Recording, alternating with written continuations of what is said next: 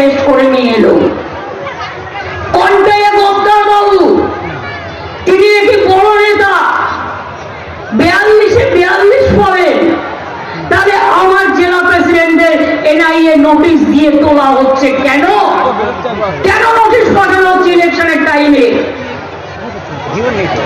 একটা ঝুমলা সরকার, ইলেকশন চালু হলে এগুলো করা যায় না, এটা মাথায় রাখবেন।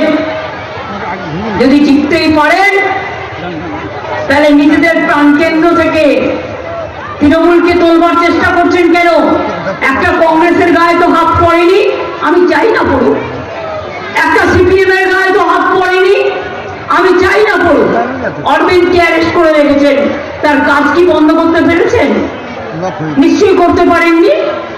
আবার দেখুন কেউ কেউ কোটি কোটি টাকার সিবিআই